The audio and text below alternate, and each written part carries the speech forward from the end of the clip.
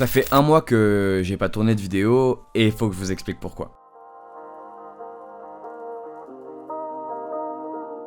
Il y a à peu près un mois, je suis parti en vacances du coup en Corée du Sud avec 3 potes et pendant cette période-là, je me suis dit que j'allais pas faire de vidéo particulièrement, j'allais vraiment profiter, c'était l'un des plus beaux voyages de ma vie et je voulais vraiment être sur l'instant présent et donc pas forcément faire de vidéos. De toute façon, on avait posé les bases de tout ce qui allait pouvoir se passer, notamment par rapport à la 208 à mon retour, notamment sur les réparations, donc tout allait bien. Quand je suis rentré, j'ai eu en fait une espèce de petit cas de conscience sur le fait de tout reprendre à zéro, c'est-à-dire ok, quels peuvent être les problèmes, comment on va pouvoir essayer de solutionner ces problèmes-là, et surtout à quel prix. Évidemment, je savais que j'achetais un moteur problématique en achetant le THP 200, j'ai peut-être un petit peu sous-estimé ce que les gens ont dit par rapport à sa non-fiabilité. Aujourd'hui, le fait est que c'est ma voiture et qu'il va falloir de toute façon qu'à un moment donné, elle roule, je peux pas avoir roulé avec que 4 jours, c'est pas possible. Donc il va falloir que je mette en place du coup des processus pour pouvoir la réparer, mais il y a une contrainte, c'est que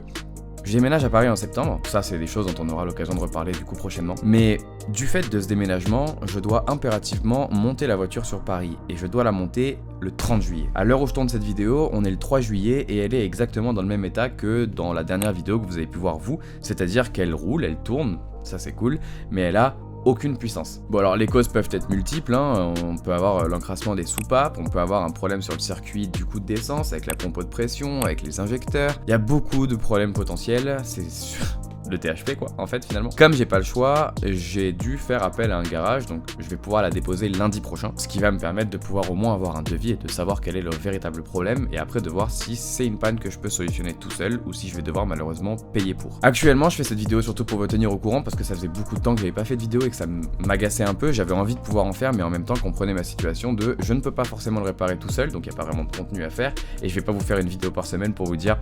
je peux pas la réparer, il va falloir que j'aille dans un garage. Donc forcément j'ai laissé traîner en longueur, mais ça y est, on sort enfin de cette spirale négative. Une fois que la voiture sera réparée, parce que de toute façon j'ai pas le choix, il va falloir qu'elle soit réparée par un garage ou par moi-même, se posera la question de est-ce que je vais la garder ou pas. J'avoue que du fait d'emménager sur Paris avec des loyers plus élevés, de devoir du coup dépenser potentiellement plus d'argent dans la voiture, sachant que de base c'est une voiture dans laquelle je suis déjà censé dépenser beaucoup d'argent avec les journées sur les circuits, parce que c'est ça l'objectif,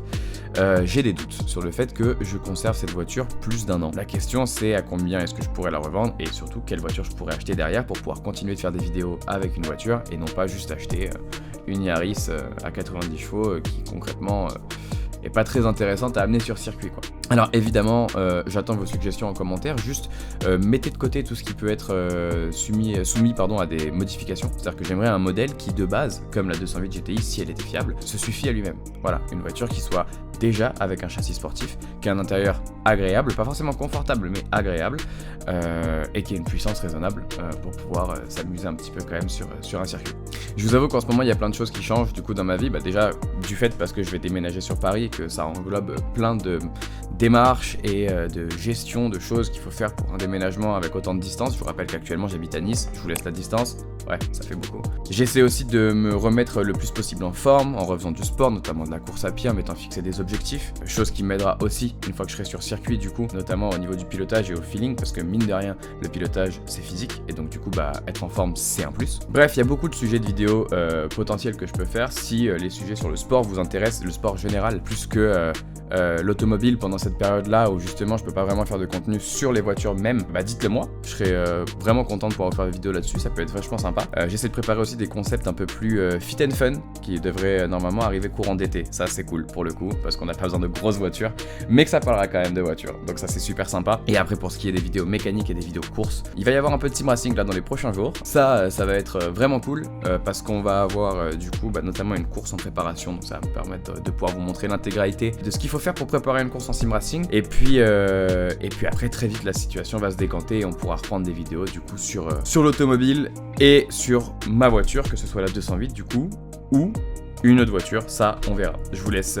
l'espace commentaire pour me donner vos suggestions. Désolé du coup pour ce